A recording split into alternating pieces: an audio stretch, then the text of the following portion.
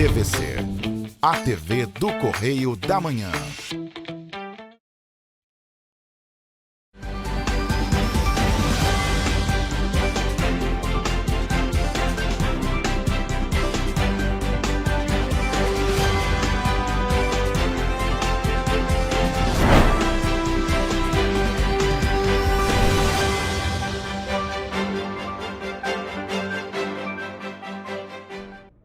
Olá, e começa agora mais um Correio Petropolitano na TV, primeira edição. Eu sou Mariana Braga e estamos ao vivo dos estúdios da TV Correio da Manhã em Petrópolis, trazendo as principais notícias da região, especialmente para você. Hoje é terça-feira, 30 de junho, e você vai ver a seguir. Estado prevê funcionamento pleno da DEAN somente em 2028 em Petrópolis. Johnny Maicon veta auxílio alimentação para vereadores em Nova Friburgo. Polícia Civil cria núcleo especializado para investigações com moedas digitais. Inverno aquece o comércio e impulsiona as vendas em Petrópolis. Pagamento do pé de meia segue com depósitos até o dia 6 de julho. Agora, no Correio Petropolitano na TV, primeira edição.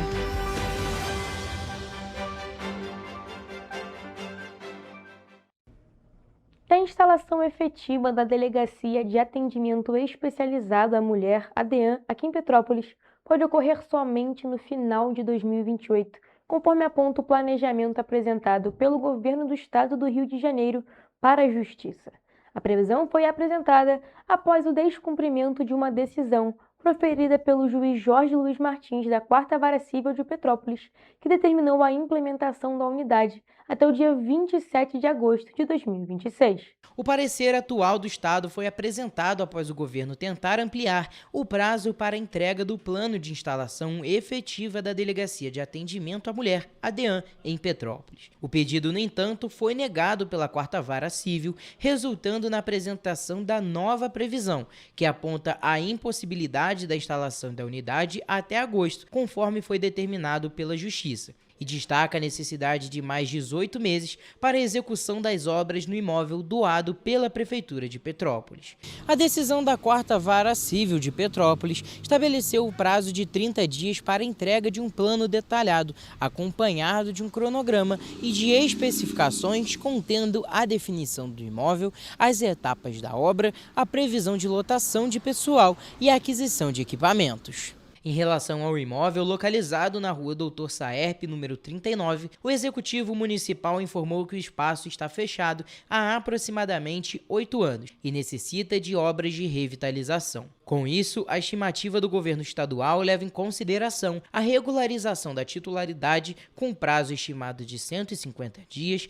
a formalização da parceria com a Empresa de Obras Públicas do Estado do Rio de Janeiro com prazo estimado de 120 dias, a emissão de um parecer jurídico. Também foi levado em consideração a assinatura do termo de cooperação técnica e a edição de uma resolução de descentralização, a realização do procedimento licitatório da obra, com prazo estimado de 120 dias, a execução das reformas estruturais, prevista para durar 18 meses, e a aquisição de mobiliário, viaturas, armamentos e equipamentos de tecnologia da informação, além da lotação do efetivo, com um mínimo de 21 servidores, e da capacitação técnica especializada da equipe, conforme é previsto na resolução da Secretaria de Estado de Polícia Civil, número 218 de 2021.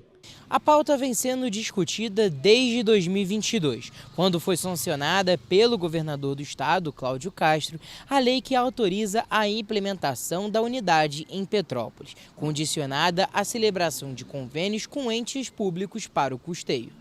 Diante desse cenário, a Defensoria Pública do Estado do Rio de Janeiro ajuizou em agosto de 2025 uma ação civil pública em caráter de urgência, cobrando do Estado medidas que assegurem a instalação da DEAN em até 180 dias. Nós estamos agora no mês de junho, esse plano não foi apresentado, então há um verdadeiro descumprimento da ordem judicial. Nós peticionamos para comunicar o juiz desse descumprimento. O juiz reconheceu numa decisão da data de ontem, de que o Estado, de fato, está em mora quer dizer, ele não cumpriu essa ordem judicial. No início do mês, o governo do estado se posicionou e informou que vai recorrer das decisões judiciais por entender que Petrópolis já conta com estruturas especializadas para o atendimento de mulheres vítimas de violência. Segundo o governo estadual, a 105ª Delegacia de Polícia possui um núcleo integrado de atendimento à mulher, com policiais capacitados e espaço adequado para acolhimento e registro de ocorrências. O estado também destacou que, desde março deste ano,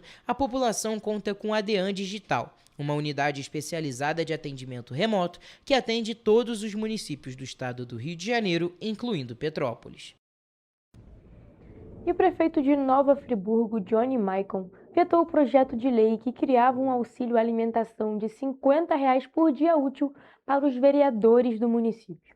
A proposta havia sido aprovada pela Câmara Municipal em maio e poderia gerar um impacto anual estimado em cerca de R$ 277 mil aos cofres públicos. Na justificativa do veto, a Prefeitura de Nova Friburgo argumenta que a Lei nº 193 de 2026, que criava o auxílio de R$ 50 por dia útil para os vereadores do município, contraria a Lei de Responsabilidade Fiscal.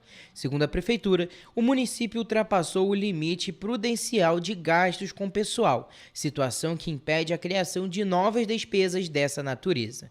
O governo municipal também apontou questionamentos relacionados à moralidade administrativa e ao impacto financeiro da concessão do benefício. O projeto foi aprovado em primeira e segunda discussão pela Câmara Municipal, com 11 votos favoráveis e 8 contrários. De autoria da mesa diretora, a proposta alterava a Lei Municipal número 4.996 de 2023, para estender aos parlamentares um benefício já concedido aos servidores do Legislativo.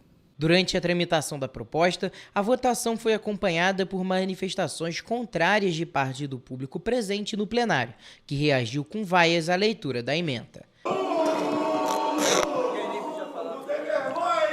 O texto também recebeu uma emenda aditiva determinando que os vereadores interessados do benefício apresentassem um requerimento formal para a adesão ao auxílio. Com o veto do prefeito, o projeto retorna à Câmara Municipal, que vai poder manter ou derrubar a decisão do Executivo em uma nova votação.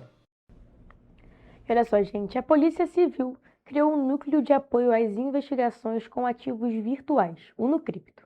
A nova unidade vai dar suporte técnico às delegacias em investigações que envolvam criptomoedas, lavagem de dinheiro, golpes virtuais e outros crimes financeiros. O Nucripto será coordenado pelo Departamento-Geral de Combate à Corrupção e à Lavagem de Dinheiro. A equipe será formada por especialistas capacitados para auxiliar em investigações que envolvam movimentações financeiras de origem ilícita, especialmente aquelas realizadas por meio de criptoativos e outros ativos digitais. O núcleo vai prestar apoio técnico às delegacias e às equipes de investigação em casos que exijam rastreamento e análise de operações com moedas digitais. A medida busca fortalecer o combate à lavagem de dinheiro, à ocultação de patrimônio, aos golpes virtuais e a outros crimes financeiros que utilizam a tecnologia como meio para dificultar a identificação dos responsáveis. A criação do Nucripto ocorre após operações recentes das forças de segurança identificarem fazendas clandestinas de mineração de criptomoedas no Complexo do Lins, no Complexo da Maré e na Baixada Fluminense. Durante as ações, foram encontrados centenas de equipamentos de alto desempenho ligados a redes irregulares de energia utilizados para a mineração de ativos digitais. Segundo a Polícia Civil, as descobertas reforçam que o crime organizado tem diversificado suas fontes de financiamento, utilizando criptomoedas e outras tecnologias para movimentar recursos ilícitos e ampliar sua capacidade econômica.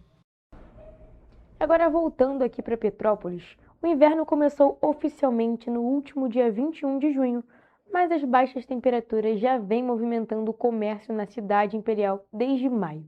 Com previsão de dias ainda mais frios nas próximas semanas, a expectativa é de aumento nas vendas e na circulação de consumidores e turistas. A Câmara de Dirigentes Lojistas de Petrópolis avalia que o inverno deve impulsionar o movimento nas lojas, especialmente em uma cidade que tem um clima serrano como um dos principais atrativos. O consumidor tem buscado não apenas roupas de frio, mas também produtos ligados ao conforto e ao bem-estar dentro de casa. A expectativa do comércio local é reforçada por dados nacionais. Segundo o levantamento do IEMI, Inteligência de Mercado, o varejo brasileiro de moda deve movimentar 63 bilhões 340 milhões de reais durante a temporada de outono e inverno de 2026, um crescimento de 4,2% em relação ao mesmo período do ano passado. A estimativa é de que cerca de 1 bilhão 850 milhões de peças sejam comercializadas entre maio e agosto. Além de casacos, botas e acessórios, o inverno também aquece as vendas de mantas, cobertores, pijamas, almofadas, velas aromáticas e outros artigos para o lar. A tendência reflete a busca dos consumidores por ambientes mais aconchegantes e por experiências que proporcionem conforto durante os dias frios. A gastronomia também ganha destaque nessa época do ano. Cafés especiais, chocolates, fondues, sopas, caldos, vinhos e pratos mais elaborados passam a fazer parte da rotina de moradores e turistas, beneficiando restaurantes, cafeterias, hotéis e outros estabelecimentos do setor. A CDL destaca ainda que a alta temporada turística, somada aos festivais gastronômicos, eventos e a programação cultural do inverno, deve aumentar ainda mais a circulação de visitantes e fortalecer diversos segmentos da economia local, que consolida Petrópolis como um dos principais destinos de inverno do estado do Rio de Janeiro. Agora, mudando de assunto, os pagamentos da quarta parcela do incentivo frequência do programa Pé de Meia seguem até o dia 6 de julho. O benefício de R$ 200 é destinado aos estudantes que mantiveram frequência mínima de 80% nas aulas e está sendo liberado de forma escalonada, de acordo com o mês de nascimento. Nesta terça-feira, recebem os estudantes nascidos em março e abril. Na quarta-feira, o pagamento será feito para os nascidos em maio e junho. Na quinta-feira, será a vez dos nascidos em julho e agosto. Na sexta-feira, recebem os nascidos em setembro e outubro. Já na próxima segunda-feira, dia 6 de julho, o calendário será encerrado com o pagamento para os nascidos em novembro e dezembro. O Ministério da Educação também poderá liberar as parcelas do Incentivo Matrícula de 2026 e do Incentivo Conclusão de 2025 para estudantes que tiveram mais informações escolares enviadas ou corrigidas pelas redes públicas de ensino. Vale destacar que o Pé de Meia funciona como uma poupança para incentivar a permanência dos jovens na escola até a conclusão do ensino médio. A participação é automática para os estudantes que atendem aos critérios do programa. Tem direito ao benefício os alunos matriculados na rede pública de ensino com inscrição ativa no CadÚnico e renda familiar de até meio salário mínimo por pessoa. Também é necessário ter CPF regular, idade entre 14 e 24 anos no ensino médio regular ou entre 19 e 24 anos na educação de jovens e adultos, além de manter frequência mínima de 80% nas aulas. Os estudantes podem consultar a situação dos pagamentos, as informações escolares e as regras do programa na página do Pé de Meia, com acesso pela conta gov.br. As contas serão abertas pela Caixa Econômica Federal, que é responsável pelos depósitos dos benefícios. Segundo o Ministério da Educação, o programa já atendeu 7 milhões e 200 mil estudantes desde 2024 e tem contribuído para reduzir a evasão escolar e aumentar a frequência e a aprovação no ensino médio. Considerando todos os incentivos, inclusive o adicional pela participação no Enem, o valor recebido pelo estudante pode chegar até R$ 9.200. Em caso de dúvidas, estudantes responsáveis e gestores escolares podem consultar a página de perguntas frequentes do programa ou entrar em contato com o Ministério da Educação pelo telefone 0800 61 61 61. E você vai ver no próximo bloco. Solenidades marcam o Dia do Colono Alemão em Petrópolis. Clube Leia Mulheres Petrópolis convida o público para uma noite de debates com o livro A Contagem dos Sonhos. Festas juninas aquecem o comércio e movimentam a economia em Petrópolis. Hospitais da rede estadual promovem ações de humanização inspiradas no Mundial para pacientes e familiares. Brasil vence o Japão de virada e sonho do Hexa continua vivo na Copa do Mundo de 2026.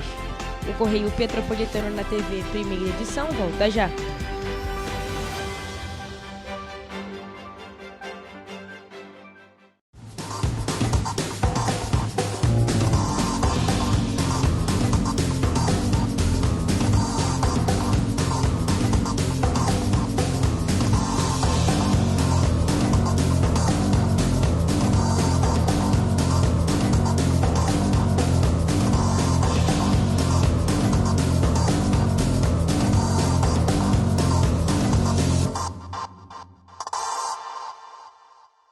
Petrópolis, uma cidade histórica que agora tem um novo ponto de conexão. O Correio Petropolitano se renovou e leva o que de mais importante acontece na cidade, de maneira mais ágil e acessível. Acesse as notícias de Petrópolis de maneira rápida e prática, onde quer que você esteja. Fique por dentro dos acontecimentos da cidade, da política, da cultura e muito mais. Correio Petropolitano. A informação de qualidade a um clique de distância. Acesse www.correiopetropolitano.com.br. O estado do Rio de Janeiro é, com certeza, um estado de inspiração. Eu sou mais RJ. E você? Sou mais cultura. Sou mais emprego. Sou mais segurança, com mais polícia nas ruas. O Rio de Janeiro está em alta. Para onde você olha, tem mudança acontecendo. Que orgulho viver aqui. Somos o estado que não para de crescer. Governo do estado do Rio de Janeiro. Enquanto você pensa que poderia ganhar igual aos homens, a Alerj faz. As leis que você precisa, a Alerj faz. Baixe o aplicativo da Alerj e conheça seus direitos.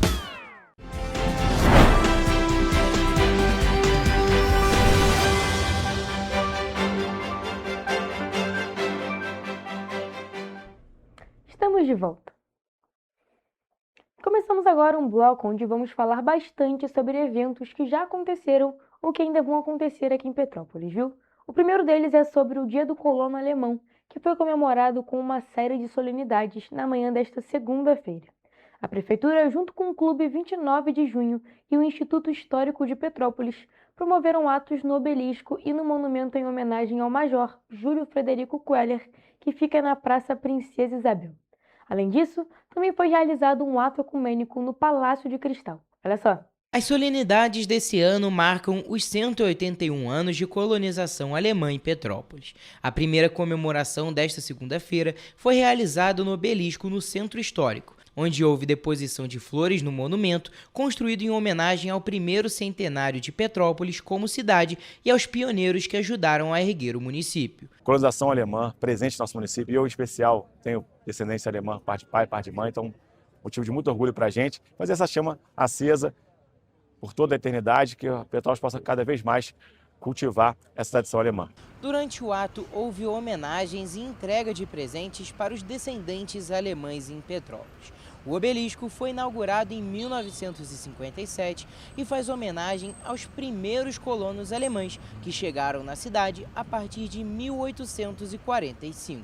Um momento importante, uma tradição da nossa cidade. No dia 29 de junho vimos aqui no obelisco homenagear sempre um descendente do colono alemão aqui na nossa cidade. Então, quero aqui abraçar o Clube 29 de Junho, abraçar todos os colonos que construíram a nossa cidade, que contribuíram que a nossa cidade chegasse aonde nós estamos até hoje. Em seguida, foi feita uma homenagem ao Major Júlio Frederico Queller, alemão que veio para o Brasil e foi o responsável pelo planejamento urbanístico na criação de Petrópolis. Também foi feita deposição de flores no monumento que guarda as cinzas de Queller na Praça Princesa Isabel, em frente à Catedral São Pedro de Alcântara. Cada ano, temos que fazer essa manutenção da história, manutenção da lembrança, com que eu falei, perpetue para sempre aí a história de Petrópolis. A última solenidade foi um ato ecumênico presidido pelo pastor Elton Potim, pelo padre João Marcos José e o frei Marcos Antônio de Andrade. Esse ato ocorreu nos jardins do Palácio de Cristal durante a programação da 37ª Bauernfest, a festa do colono alemão. E o Clube de Leitura Leia Mulheres Petrópolis realiza nesta quarta-feira, que é 1º de julho, mais um encontro mensal. Dessa vez, a obra escolhida é A Contagem dos Sonhos, um romance de uma escritora nigeriana que reúne a história de 4 mulheres e provoca reflexões sobre amor, desejos, escolhas e identidades. Premiada e reconhecida mundialmente, a escritora Chimamanda volta ao romance com uma narrativa que acompanha 4 personagens femininas em diferentes momentos da vida. Entre relacionamentos, saudades e recomeços, a autora convida o leitor a refletir sobre felicidade, autoconhecimento e os caminhos que moldam a existência. A Chimamanda ela faz uma leitura muito leve. Então, apesar de ser um livro com muitas páginas, né, mais de 400 páginas, ela costuma ter uma mão boa para escrita, então não se aflijam, mas tem que ler muito, não. E assim, a literatura, é sempre bom a gente pensar que a contracapa diz pra gente uma coisa, ou a sinopse vai dizer pra gente uma coisa, mas a gente vai descobrir muitas outras coisas aqui dentro. O encontro será aberto ao público e vai além da leitura da obra. A proposta é criar um espaço para trocar ideias, incentivar a leitura e dar visibilidade às escritoras, reunindo pessoas interessadas em compartilhar diferentes interpretações do livro. A reunião vai acontecer de forma online, pelo Google Meet, a partir das 7 horas da noite, com mediação da Linda Feitosa e Drica Madeira. Para participar, basta solicitar o link de acesso pelas redes sociais do Leia Mulheres Petrópolis. Já que a gente está num momento onde o Brasil se organiza como um país que lê menos do que já leu, mas dentro desse universo são as mulheres e as mulheres periféricas que leem mais. Então, assim, é bom a gente olhar com esse cuidado os nossos encontros ordinários. Então, a nossa escolha foi uma escolha muito sagaz de colocar a Chimamanda no mês de julho. Presente em Petrópolis desde 2016, o coletivo integra um movimento internacional que incentiva a leitura de obras escritas por mulheres. E um dos diferenciais é que a participação não depende da leitura completa do livro, tornando os encontros um espaço aberto para o diálogo, a descoberta de novas autoras e o incentivo à leitura. O Brasil e o mundo podem se encontrar no Leia Mulheres Petrópolis na primeira quarta-feira do mês, às 7 horas da noite. Se você quiser, é só mandar uma mensagem pelo nosso direct lá no Instagram, Leia Mulheres Petrópolis, e a gente te manda o link para você participar com a gente. Gente, muito legal. E agora um evento que movimenta não só Petrópolis, mas o Brasil todo nessa época do ano, onde as bandeirinhas tomam conta das ruas e vitrines e o clima dos arraiais também reflete no comércio. Aqui em Petrópolis, as festas juninas movimentam diferentes segmentos, como alimentação, moda, decoração e serviços. Com eventos que se estendem até o fim de julho, a expectativa é de mais vendas e maior circulação de consumidores. Alimentos típicos, camisas xadrez, chapéus de palha, botas, artigos de decoração e itens para festas ganham destaque nas prateleiras. Segundo a Confederação Nacional do Comércio, as festas juninas devem movimentar cerca de 7,4 bilhões na economia brasileira. Para a Câmara de Dirigentes Lojistas de Petrópolis, o período representa uma oportunidade para o comércio investir em criatividade, promoções e experiências temáticas para atrair clientes. Basta entrar em uma loja nessa época do ano para perceber que o clima de festa movimenta o comércio. As vitrines ficam mais coloridas, as comidas típicas ganham espaço e a tradição acaba incentivando o consumo. Para o comércio, essa é uma ótima oportunidade para transformar a memória afetiva dos arraiais em bons negócios. Um levantamento da Rock Incantec mostra que a cesta de produtos típicos das festas juninas registrou crescimento de 9,4% nas vendas. O milho verde liderou o volume comercializado, com alta de 40%. Vinho de mesa, pipoca, canjica, curau, cravo e canela também aparecem entre os produtos que ganharam força nesse período. E nas lojas de roupas não é diferente, a procura segue alta. Essa época, justamente por ter a festa junina e ter a Bauer, né, que é uma coisa que caminha junto, o movimento é bem melhor, né? Ainda veio o frio, que chegou antecipado, porque alguns anos atrás não tivemos frio. Então, assim, pelo menos eu olho, que eu ando muito nos comércios, eu gosto muito de andar nas lojas, eu tenho visto melhorias. Mesmo com o orçamento mais apertado, os consumidores não deixam de celebrar, mas fazem escolhas mais conscientes. Atento a esse comportamento, o comércio aposta em variedade, preços competitivos e ações temáticas para aproveitar uma das datas mais tradicionais do calendário e manter aquecidas as vendas até o fim da temporada de festas juninas. Agora falando de Copa do Mundo, o clima da Copa também chegou ao Hospital Estadual Ricardo Cruz, em Nova Iguaçu. Durante o Mundial, o tradicional Teatro de Fantoches da Unidade ganhou camisa da seleção brasileira para levantar ainda mais alegria para crianças e adultos internados. A ação faz parte das iniciativas de humanização da Rede Estadual de Saúde e busca tornar o período de internação mais leve para pacientes e familiares. As ações fazem parte das iniciativas de humanização da Secretaria de Estado de Saúde. Além de tornar o ambiente hospitalar mais acolhedor, as atividades têm função terapêutica, ajudando a reduzir o estresse da internação e fortalecendo os vínculos entre pacientes, familiares e profissionais de saúde. O objetivo principal é interagir com o paciente para que ele não fique tão ocioso aqui dentro, né? Então a gente procurou fazer esse projeto justamente para trazer um pouco de alegria para eles. Eles ficam felizes, por isso que a gente sempre procura escolher um tema, para que eles consigam fazer essa interação, o fantoche, a história, com eles respondendo. No Hospital Estadual Ricardo Cruz, em Nova Iguaçu, o projeto Plantão da Alegria, Arte Todo Dia, também entrou no clima da Copa. Os personagens Ricardinho e Mica passaram a usar a camisa da seleção brasileira e visitaram as enfermarias com perguntas sobre os jogos e os artilheiros do Brasil, levando descontração a crianças e adultos internados. Olá, pessoal!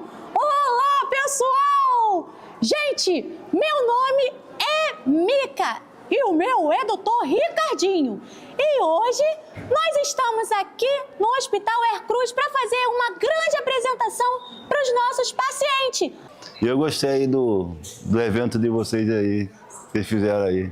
Ajuda para a gente refletir. Uma brincadeira dessa até é bom que anima a gente. Se tivesse sempre uma brincadeira dessa sempre aí, animava a gente direto. Uma das crianças que aproveitou a apresentação dos fantoches foi a Helena, de 2 anos. A menina está internada para tratamento de estomatite e amidalite, depois de passar uma semana sem conseguir se alimentar e precisar de medicação e hidratação com soro. Para a mãe, o teatro ajudou a tornar a internação mais leve e contribuiu para a recuperação da filha. Ter o fantoche aqui no hospital eu acho muito importante, né? Pela distração das crianças. Elas acabam ficando muito entediadas aqui, acamada, né? Além de não poder já ter o contato com outras crianças, né? É legal para poder distrair e ajuda sim também na recuperação delas. Segundo a Secretaria de Estado de Saúde, iniciativas como essas vão muito além do entretenimento. As ações de humanização contribuem para o bem-estar emocional dos pacientes, diminuem o impacto da internação e tornam o ambiente hospitalar mais acolhedor para crianças, adultos e familiares. E seguindo nesse assunto, o Brasil venceu o Japão de virada e avançou para as oitavas de final da Copa do Mundo de 2026, mantendo vivo o sonho do Hexa. O jogo aconteceu em Houston, nos Estados Unidos, às 2h da tarde no horário de Brasília. O técnico Carlo Ancelotti repetiu o time que venceu a Escócia por 3-0 na última quarta-feira, em Miami. O jogo de hoje é 3-0 Brasil! Depois da vitória no último jogo do Brasil, ainda na fase de grupos da Copa do Mundo contra a Escócia, as expectativas dos petropolitanos para a fase de mata-mata estavam altas, antes da bola rolar. Então vou começar te perguntando seu palpite para o jogo de hoje. 4-1 hoje, 3-1 Brasil. Você acha que vai ser um adversário difícil? É um adversário bom, entendeu? Vai ser bom para a gente ver o nível técnico da seleção atual. Com 7 pontos somados durante a fase de grupos, com 2 vitórias e 1 empate, o Brasil chegou ao mata-mata após liderar a sua chave. Já o Japão avançou para a segunda fase da Copa do Mundo, após ficar em segundo lugar, em uma chave bem equilibrada, que reuniu Holanda e Suécia, contra quem os japoneses empataram nos placares. E além da torcida, a Copa também traz a expectativa para boas vendas em Petrópolis. Em meio à Bauerfest, o fluxo de visitantes somado aos jogos da seleção promete aquecer o movimento em bares, restaurantes e no cenário geral do comércio da cidade imperial. Bom, cada vez que o Brasil vai ganhando, né, aumenta, na verdade, a vontade de se torcer pelo nosso país, né? Então aumenta realmente, o público aumenta. O Japão saiu na frente ainda no primeiro tempo e o Brasil precisou correr atrás do resultado. Na etapa final, a seleção brasileira conseguiu chegar ao gol de empate e manteve a disputa em aberto e conseguiu a virada em um jogo marcado pelo equilíbrio e pela intensidade até os minutos finais.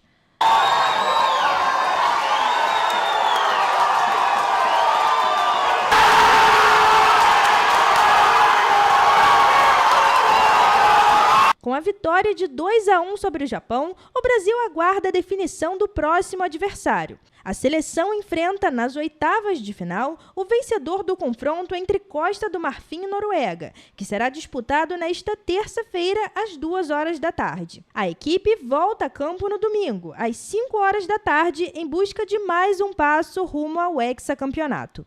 Seremos hexacampeões. O Brasil vai arrebentar todo mundo. Brasil! Gente, estamos confiantes aí em busca de mais uma estrela para a camisa da seleção. Mas estamos falando de Copa do Mundo, mas agora vamos dar uma rápida pausa. Vamos para o intervalo. Na volta temos o Correio Esportivo com mais notícias do mundo do esporte.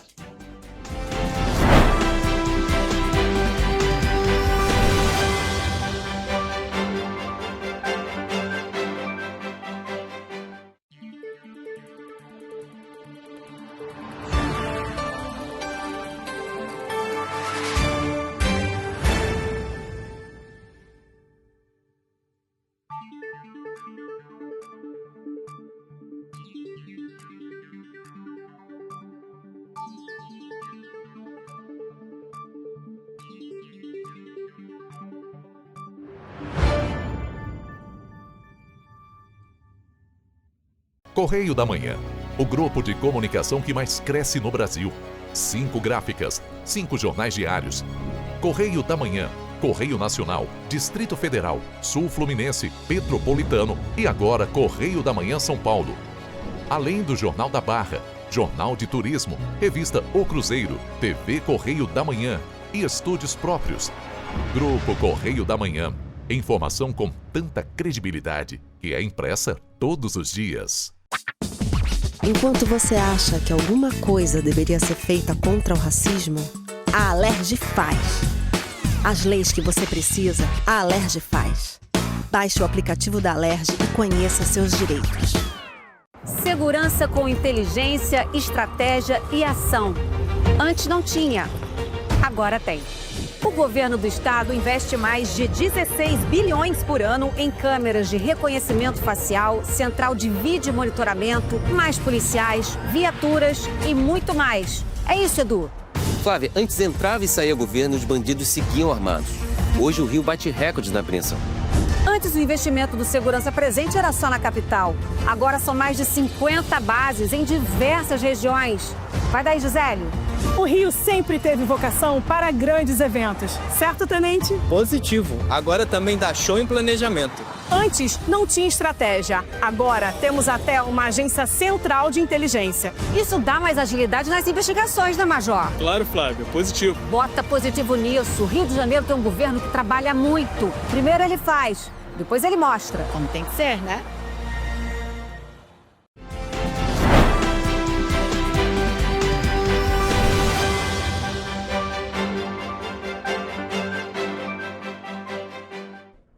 Estamos de volta.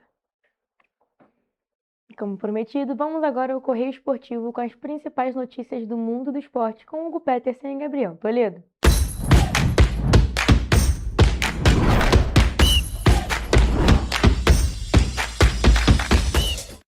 Começamos agora mais uma edição do Correio Esportivo, um momento de focar em esportes aqui na TV Correio da Manhã. E é claro, na edição de hoje vamos falar de muita Copa do Mundo. E o sonho do Hexa segue vivo para o Brasil na Copa do Mundo de 2026. Nesta segunda-feira, a seleção brasileira venceu o Japão por 2-1 em Houston, nos Estados Unidos, pelos 16avos de final. Após um primeiro tempo marcado por nervosismo, erros de passe, como que resultou no gol japonês, e controle do adversário, a equipe de Carlo Ancelotti conseguiu pressionar os Samurais Azuis na etapa final e ter a paciência necessária nos acréscimos para isso ser recompensado com um gol dramático do atacante Gabriel Martinelli, que saiu do banco de reservas para decidir a classificação. Hugo, é claro, muito feliz com essa classificação, não tem como, afinal a gente passou, mas deu um pouquinho de nervoso. Sem dúvida nenhuma, Toledo. A gente teve muita coisa acontecendo nesse jogo, uma quebra de expectativa geral na hora daquele gol do Japão. E depois a gente teve o quê? O brilho do nosso técnico, finalmente o nosso brilho do técnico, que muitas das vezes aparecia e não aparecia, mas agora essa é uma vitória que a gente tem que colocar realmente na conta do Carlo Ancelotti. E já teve aquele tweet marcante que todo mundo já viu. Eu não teria colocado o Martinelli e eu teria tirado o Casemiro pro início do segundo tempo. Por isso que o Carlo Ancelotti é o técnico da seleção brasileira, por isso que ele tem Champions League e por isso que a gente está trabalhando aqui, né, Toledo? Porque o cara é gênio mesmo, muito inteligente e fez o que muita gente não faria e conseguiu superar a expectativa de todo mundo. Exatamente. O Casemiro fez um péssimo primeiro tempo. Teve uma participação ali junto com o Danilo no gol japonês aos 30 minutos do primeiro tempo. Tomou amarelo. Tomou um amarelo também, que tinha que tomar também. Senão provavelmente sim. teria saído do gol do time do Japão também. Mas aí, Carlo Ancelotti confiou nele, Casemiro foi lá e foi muito decisivo e fez o gol do empate. E depois o Martinelli, uma substituição que ninguém esperava, afinal foi uma posição que ele não desempenha muito e muito menos no Arsenal. Foi lá e fez aquele atacante ali um pouquinho pela esquerda, ele mais um ponta bem agudo mesmo. Foi lá e fez o gol da virada também, com um passe fenomenal do Bruno Guimarães. Para mim, o melhor da partida. Para mim também, um dos melhores em campo, o melhor em campo, principal destaque, o maestro do nosso meio campo, que se por um lado o Casemiro fez um primeiro tempo muito ruim, o Bruno Guimarães já vinha bem desde o primeiro tempo, mas o que ele faz no segundo tempo é realmente uma coisa impressionante. E já tem 4 assistências nessa Copa, o principal garçom dessa competição, então assim, a gente tem que valorizar muito o Bruno Guimarães, valorizar muito o que ele está fazendo, porque está sendo uma situação muito positiva para a gente, Toledo. E a gente também tem os outros pontos que a gente tem que falar, inclusive do Casemiro, que é o milagre que o goleiro Suzuki fez naquela cabeçada no início do segundo tempo, porque assim, foi uma coisa impressionante, né, Toledo? O Suzuki brilhou naquele lance ali do Casemiro, que ia fazer 2 gols na partida, e também naquele gol que ia ser o gol da Copa do Vinícius Júnior. Ia ser um tremendo de um golaço do Vinícius Júnior, dá uma caneta dominando já. E, cara, ia ser um gol absurdo. O Ryan, depois, inclusive, desse quase gol, ele fica em êxtase ali, porque ele não estava esperando. Era para ser um golaço, o gol da Copa, ia ser um gol muito lindo. Pena que não saiu. Exatamente. Mas aí, já que aproveitando que a gente está falando desses jogadores especificamente, vamos falar do time do Brasil inteiro, manter o nosso costume, dar as notinhas para os nossos jogadores. O Alisson, eu acho que fez aquela partida nota 6,5, defendeu uma bola ou outra, mas no gol do Brasil acabou não defendendo. O gol do Japão, na realidade, acabou não defendendo. Fazer, né? Não tinha muito o que fazer, mas aquele negócio. A gente também espera de vez em quando um milagre do nosso goleiro. A gente tem. O goleiro, ele tá ali para ser o salvador da pátria, principalmente nesse caso, mas não foi o caso nesse gol, infelizmente. Poderia ter defendido, mas não aconteceu e também tá tudo bem. Exatamente, aquela nota 6,5, ainda bem que a gente saiu classificado. Exato. Depois a gente já tem aqui um ponto negativo dessa partida, que foi o Danilo, que aí ele falhou feio realmente no lance lá do gol.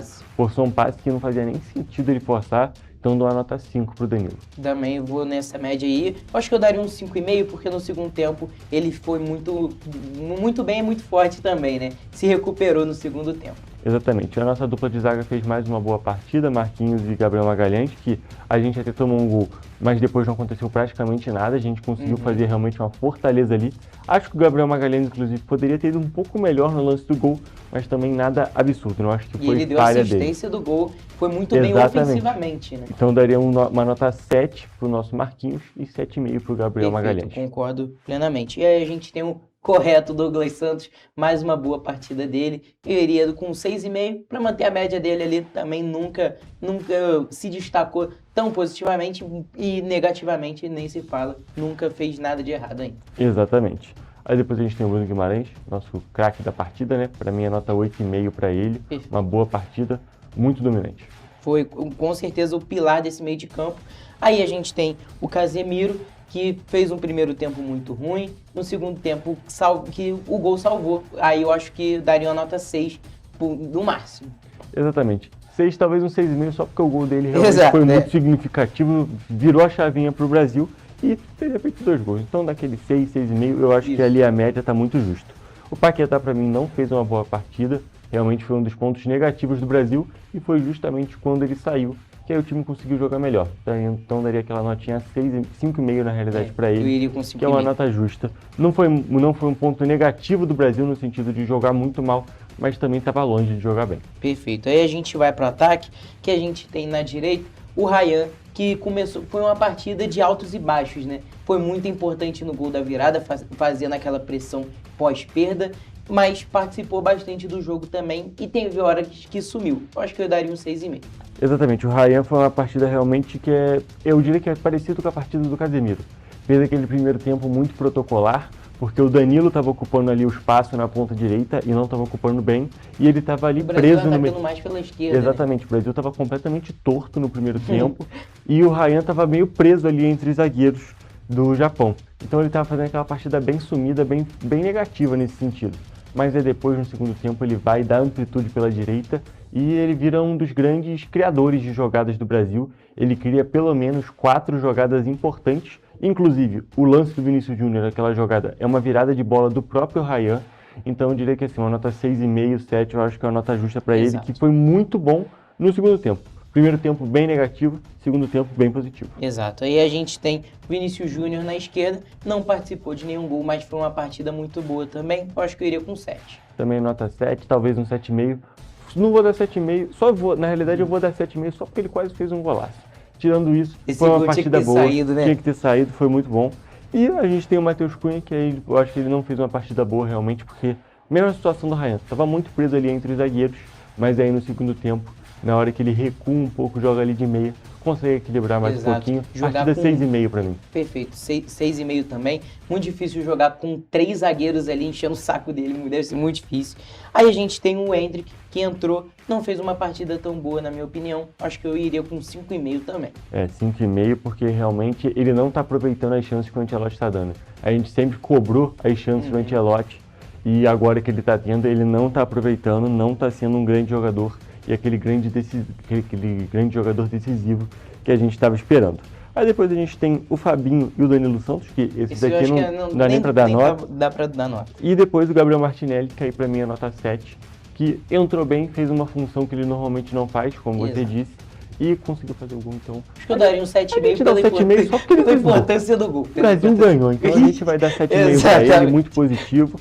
Martinelli foi o nosso herói da classificação, que poderia ter sido com muita emoção, como a gente viu os outros jogos dessa fase. E é claro, gente, para a gente falar do jogo do Brasil, a gente teve o fim da fase de grupos. E é claro, outros times se classificaram, outros 31 times se classificaram para essa fase. Então a gente vai falar um pouquinho agora sobre os confrontos que nós vamos ter. E é claro, sobre os outros 3 jogos e os 3 classificados que já tivemos nessa fase de 16avos de final. Toledo, a gente tem que falar aqui. Nosso primeiro jogo, que a gente está acompanhando a tabelinha aqui, já é a primeira zebra. E que zebraça, né, Toledo? A Alemanha foi eliminada pelo Paraguai. Acho que boa parte dos brasileiros ficou feliz com essa eliminação da Alemanha. Mais uma eliminação muito precoce na competição. Desde o 7-1, eles assinaram um pacto lá e agora, desde que 2014, não estão indo bem na competição. 2018 foram eliminados na fase de grupos, 2022 também, e agora nos 16avos de final. Exatamente, eles não chegam nas 8avas de final já tem 12 anos, até a próxima Copa vão ser 16, então assim, é algo muito notório, principalmente para a seleção que teoricamente é a segunda maior seleção da história do futebol, né, Felipe? A gente tem que destacar, se a nossa situação como Brasil não está boa, a dos alemães está pior nesse momento. Mas falando do jogo, a gente tem que falar aqui, partida muito boa de se assistir, porque foi futebol europeu contra Libertadores no seu estado puro. Vários jogadores que a gente vê jogando aqui no Brasil. E o destaque da partida... Matias Galarza, jogador que saiu do Vasco, saiu chutado do Vasco, jogando muito mal e brilhou muito contra esse time da Alemanha. Estava no campo inteiro. Ele ainda bateu a caneta no Musiala, muito linda. Exatamente. E ainda bate um dos pênaltis lá que eu falei, tá com carinha de que vai perder. Porque foi bem na partida, exatamente, né? Tem essa história. E depois, com muita emoção, a gente teve ali um 4-3. Eu vou ser muito sincero, eu achei que o jogo tinha acabado na segunda defesa do goleiro do Paraguai. Aí depois o Neuer apareceu, mas assim, muita emoção. Eu pensei que o Paraguai ia pipocar. Exatamente. Ia pipocar. E no final das contas, o Paraguai venceu por 4-3 ali nos pênaltis. Uma vitória muito significativa para a história do Paraguai. A primeira derrota da Alemanha em decisões de pênalti na história da Copa do Mundo. Então, assim, é um jogo que vai ficar na história desses dois países, sem a menor dúvida. E o Paraguai vai jogar contra uma outra pedreira, né, Felipe? Porque... Paraguai, eu acho que se o Paraguai não chegar na final, é crise. Porque tá numa sequência que pode pegar as melhores seleções do mundo. Exatamente, porque no próximo jogo eles vão jogar contra o vitorioso, a seleção vitoriosa entre França e Suécia. É claro, a França é muito favorita, mas Agora eu já estou na esperança dessa zebrinha. Sempre, claro, tem a chance de zebra, mas é claro, a França é muito superior nessa partida e tem tudo para se classificar. Exatamente. Aí agora a gente vai falar do primeiro confronto que já está definido dessa fase, que a gente teve África do Sul e Canadá, 1-0 para o Canadá. Jogo muito movimentado, mas nivelado embaixo. Exatamente. Dramático, inclusive, essa eliminação da África do Sul, que surpreendeu todo mundo passando para os 16 avos e quase que foi justamente para as oitavas de final, que vai jogar contra o Marrocos, que eliminou também de maneira dramática a Holanda nos pênaltis, na pior cobrança de pênalti já vista, porque assim, os caras erraram demais. Ninguém o negócio ganhar, inacreditável, parecia, né? Foi 3-2 nas cobranças de pênalti. E agora falando dos confrontos que ainda não aconteceram, que a gente tem muitos, antes de falar, é claro, aqui do nosso Brasil, que é justamente o confronto entre Portugal e Croácia. Aqui é um bom jogo, bem interessante. Cristiano Ronaldo contra Modric, né? Os dois veteranos. Mas eu acho que o Portugal tem tudo para passar também. Exatamente. É aquele negócio, Croácia já não é mais a mesma e Portugal tem uma seleção muito mais qualificada do que já teve. Exatamente. Depois a gente tem Espanha e Áustria, também. Espanha ampla favorita, mas a Áustria sempre é pedrinha no sapato de todas as seleções. Exato. Inclusive já eliminou a França de outras competições. Não, e a Espanha também tem a chancezinha de decepcionar, porque é um time muito dependente, tanto do Nico Williams, que agora está machucado, e também do Lamine Yamal, que é uma seleção muito dependente dos pontos. Se não tem eles dois, é uma seleção totalmente diferente. Exatamente. Inclusive, vale destacar que o Yamal está voltando de lesão e nessa Copa ainda não fez nenhum bom jogo. Exato. Não jogou mal nenhum deles, mas também não brilhou. Depois a gente tem Estados Unidos e Bósnia, os donos da casa, né? Porque apesar da Copa ter 3 sedes, ela é basicamente jogada nos Estados Unidos. Vai ser um jogo ataque contra defesa. Exatamente. Para mim vai ser uma classificação tranquila dos Estados Unidos. Depois, Bélgica e Senegal, 2 classificações culposas nesse daqui, vou ser muito sincero, principalmente a da Bélgica. E aqui, sinceramente, eu acho que vai dar Senegal. Concordo plenamente, eu acho que o Senegal é um time muito mais organizado que esse da Bélgica, que é desorganizado há muito tempo, né? Exatamente, desde aquela vez que eliminou o Brasil, nunca mais jogaram futebol. A nossa vez a gente dá azar, tanto com a Bélgica quanto com a Croácia. Depois, é claro, o nosso jogo do Brasil, que vai ser disputado, né, às oitavas de final contra o time que sai vitorioso do confronto entre Costa do Marfim e Noruega. Um dos grandes jogos dessa fase, Toledo. Destacar isso aqui porque são dois times que atacam muito bem. Os dois têm alguns problemas defensivos, mas são seleções muito concisas. Aquele jogo que pode ser um 3-3, pode ser um jogo muito movimentado em termos de gols. E exatamente, a gente fica na expectativa justamente que vai ser nosso adversário. Aí a gente tem México e Equador, um jogo entre americanos, né? Um jogo muito bom também. O Equador, eu acho que tem tudo para passar, mas o México é um time que foi muito bem nessa fase de grupo. Exatamente, um dos poucos times que passou com 3 vitórias, então eu acho que a gente não pode dar mole e botar o México como uma seleção desacreditada. Com certeza. A gente tem Inglaterra e República Democrática do Congo. Inglaterra que está decepcionando um pouquinho também. Eu acho que o Congo tem uma chancezinha de passar. Exatamente, a gente está vendo uma Copa com muitas surpresas, então acho que o Congo pode passar também, mas é claro, a Inglaterra é a favorita. E também, numa situação bem parecida, Argentina e Cabo Verde, que aqui a gente vai no nosso lúdico. Já vamos na energia, essa energia do vozinha, vamos sonhar que ele vai virar um cidadão honorário brasileiro, caso ele consiga bem nesse jogo aqui. Não, a gente mas tem é que torcer claro, contra a Argentina também. A Argentina é muito favorita, isso daqui não é dúvida nenhuma. Austrália e Egito, bom jogo também. Bom jogo, mas o Egito favorito, na minha visão. Depois, Suíça e Argélia, também esse aqui vai ser um jogo fraquinho também, mas a Suíça, na minha visão, é favorita. E por fim, Colômbia e Gana, um jogo bem interessante de se assistir. Vai ser ataque contra a defesa também. Ataque contra a defesa, mas é um ataque muito forte da Colômbia e uma defesa também muito forte de Gana. Organizado. Então, assim, vai ser um jogo bem interessante de se assistir. E Copa do Mundo tá boa demais, Toledo. A gente tem que destacar aqui, com meio de muitas incertezas, a gente tá vendo uma Copa do Mundo bem positiva. Só de levar em consideração que nos últimos 4 jogos, que foram os únicos 4 jogos da fase dos 16 avos, a gente teve 2 jogos decididos no último minuto e 2 disputas de pênalti. A gente não pode deixar de destacar. A expectativa está lá em cima. Exatamente. Mas com essas informações, Toledo, nós encerramos mais um Correio Esportivo e, é claro, a gente vai falar de outras modalidades, outros esportes na nossa próxima edição, porque o nosso principal destaque de hoje era Brasil e, é claro, Copa do Mundo. É isso, gente. A gente se vê na próxima edição. Um beijo.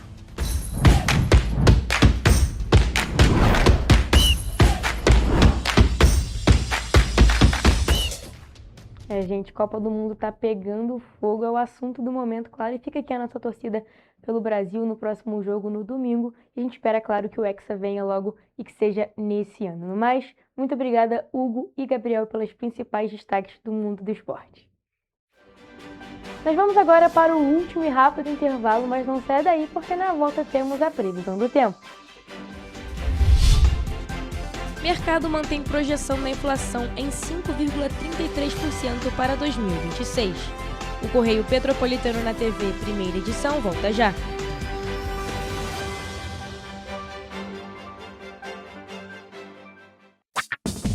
Enquanto você imagina que poderia rolar desconto na conta de luz, a Alerj faz. As leis que você precisa, a Alerj faz. Baixe o aplicativo da Alerj e conheça seus direitos.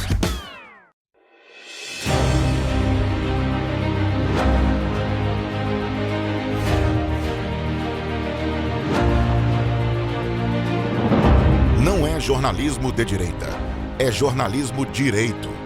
Correio Petropolitano. Tudo que seu jornal não deveria ter deixado de ser. Todos os dias, em uma banca perto de você.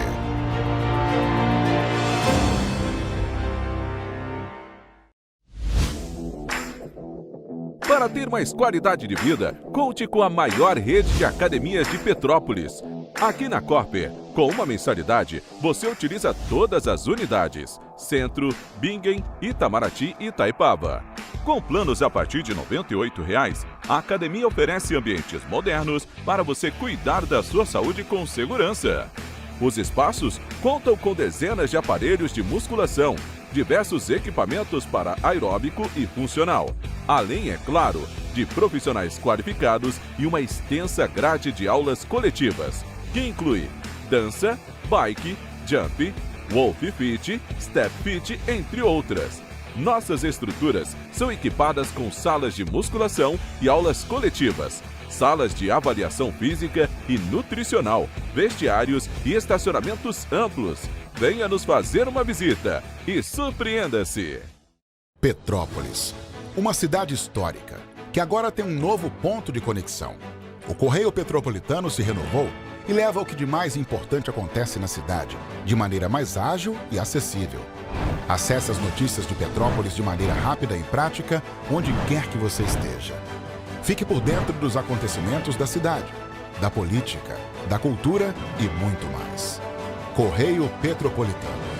A informação de qualidade a um clique de distância. Acesse www.correiopetropolitano.com.br.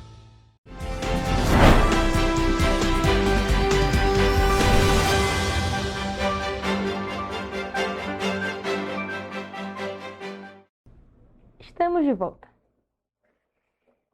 E vamos agora saber qual é a previsão do tempo para amanhã, quarta-feira, aqui nas cidades da nossa região de cobertura, com o Gabriel Toledo.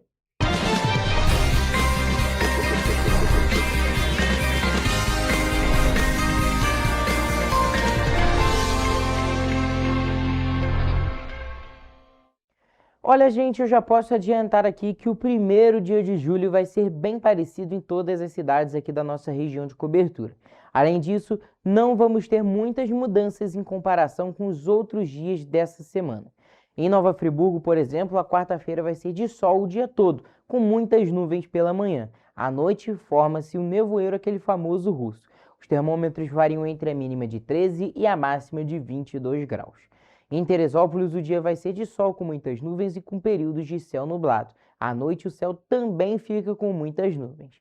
As temperaturas variam entre a mínima de 14 e a máxima de 23 graus.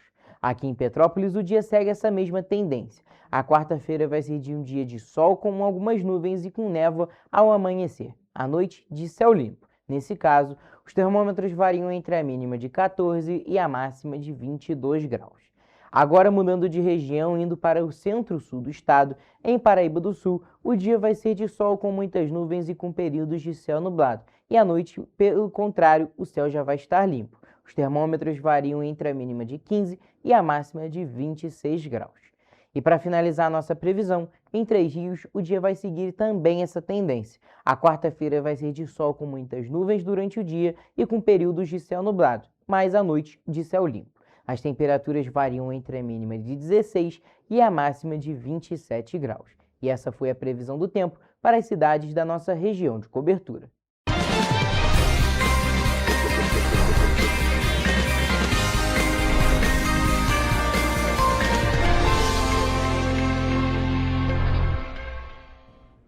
Pessoal, a gente fica por aqui, mas mais notícias e informações você encontra nos nossos telejornais, além do nosso site em correiopetropolitano.com.br e também nas nossas redes sociais, no Facebook, TV Correio da Manhã e os nossos Instagrams, @Correio Petropolitano e @TV Correio da Manhã.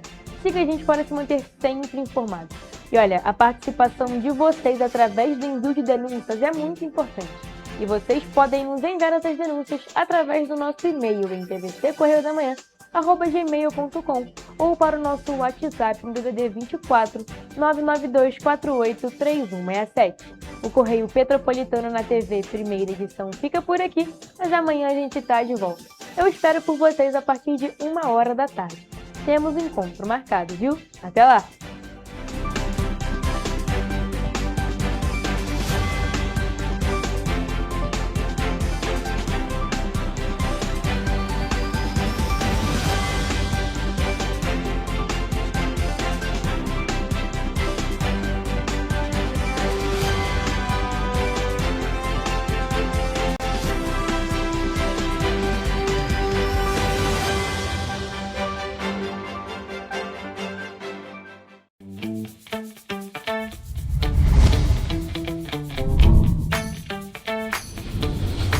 TVC, a TV do Correio da Manhã.